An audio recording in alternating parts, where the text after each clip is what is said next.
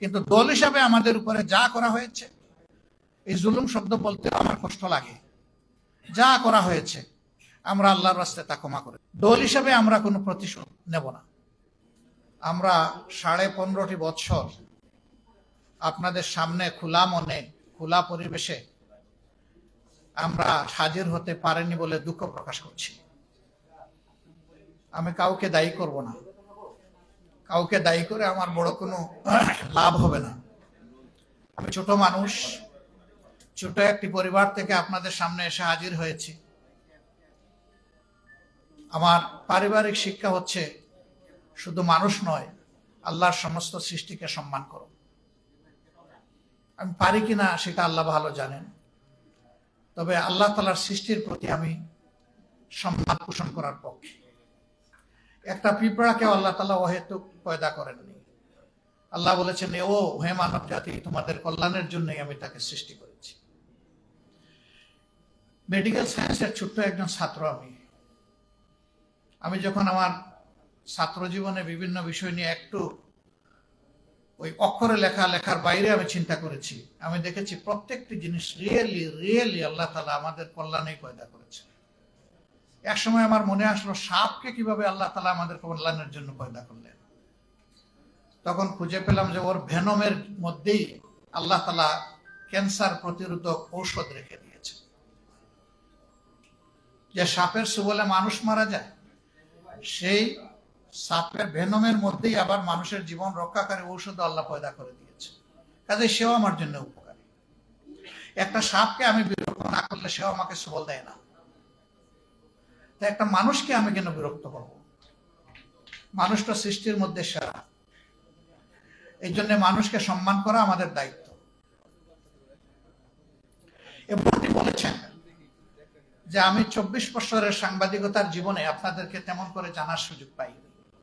আমরা এই জন্য দুঃখিত, আমরা কাউকে দায় দিচ্ছি না, আমরা পারিনি আপনাদের সামনে আসতে। আমরা রাজনীতি যখন স্পিকার এটা পাই, তখন আমাদের বক্তব্যের 3 ভাগের 2 ভাগ থাকে অন্যের মন্দ চর্চা। আমার প্রয়োজন নাই, প্লিজ এখানে রেখে দেন। অন্যের মন্দ চর্চাটা আমার প্রয়োজন নেই, ওটা জনগণ দেখবে। সমাজের 2টা স্তম্ভ হচ্ছে 4D, 4 ডাইমেনশন, চতুর্দিক থেকে দেখে। একটি হচ্ছে সাংবাদিক চক্ষু, আর একটা রাজনীতিবিদদের অন্তর্দৃষ্টি। এছাড়া সমাজের যতগুলা শ্রেণী পেশা আছে, তাদের জগৎটা হচ্ছে তাদের ওই নির্দিষ্ট পেশার উপরে ফোকাস করে। এই জন্য দেখবেন জীবন যুদ্ধে এই 2টা অংশের মানুষকেই এই 2টা অংশের চ্যাপ্টারের মানুষকেই জীবন বাজি রেখে কাজ করতে হয়। রাজনীতিবিদরাও গুলিতে মরে, সাংবাদিকরাও গুলিতে মরে। রাজনীতিবিদরাও স্বৈর শাসকদের সেনদৃষ্টিতে পড়ে, আবার সাংবাদিকরাও পড়ে। গত 15 বছর কি হয়েছে আমি ভালো মন্দ কিছুই বলবো না, আপনারা সবাই জাতির বিবেক আপনারা ভালো জানেন। আমি ব্যক্তিগতভাবে বিশ্বাস করি যে ব্যক্তি কিংবা জাতি পিছন নিয়ে কামড়ি করে সে পিছনে পড়ে থাকবে। আর যারা চায় যে আমরা এগিয়ে যাই, তাদেরকে ফরওয়ার্ড লুক করতে হবে, সামনে দেখতে হবে। এই জন্য আসুন পচা পিছনটাকে পিছনে ফেলে দেই, এইটা নিয়ে আর চর্চা না করি। এখন জাতি হিসাবে ঐক্যবদ্ধভাবে সামনে কিভাবে আমরা আগাবো, আমরা সেই রোডম্যাপ তৈরি করি সবাই মিলে। তবে হিংসার রাজনীতির অবসান অবশ্যই চাই, প্রতিশোধের রাজনীতির অবসান চাই। অনেকে বলেছেন আপনারা মাফ করে দিচ্ছেন কেন? তাহলে যারা পারপিট্রেটর তারা তো তাদের পাওনাটা পেল না। আপনি কোনটা চাচ্ছেন মানুষের জন্য? আপনি কি তার ধ্বংস চাচ্ছেন না তার সংশোধন চাচ্ছেন? যদি ধ্বংস চান, তাকে নিয়ে যান যেখানে ইচ্ছা, আপনি টেনে নিয়ে যান। আর তার যদি আপনি সংশোধন চান এবং একটা সংশোধিত হাত হিসাবে তিনিও সমাজে কোনো অবদান রাখুন, সেটা যদি চান, তাহলে তাকে সংশোধনের জন্য জায়গাটা তৈরি করে দিতে হবে।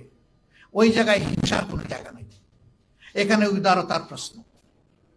তবে আমরা বলেছি হ্যাঁ, কোনো ভিকটিম কিংবা ভিকটিম ফ্যামিলি তারা যদি সুনির্দিষ্ট অপরাধের প্রতিকার চেয়ে আইনের আশ্রয় নেয়, আমরা তাদেরকেও সাহায্য করব, এটা আমাদের দায়িত্ব। কিন্তু দল হিসাবে আমাদের উপরে যা করা হয়েছে, এই জুলুম শব্দ বলতে আমার কষ্ট লাগে। যা করা হয়েছে আমরা আল্লাহর রাস্তায় তা ক্ষমা করে দিলাম। দল হিসাবে আমরা কোনো প্রতিশোধ নেব না, তবে এটা আশা করব যারাই রাজনীতি করবেন তাদের জন্য আল্লাহ একটা রাজকীয় মন দেন, তারা যেন জটিল এবং সংকীর্ণ মনা না হন, তারা যেন এক ছোকা না হন, তারা যেন তুষামোদকারীদের পাল্লায় পড়ে জনগণকে ভুলে না যান, তারা যেন জনগণের খাদেম হন, তারা যেন জনগণের মালিক না হন।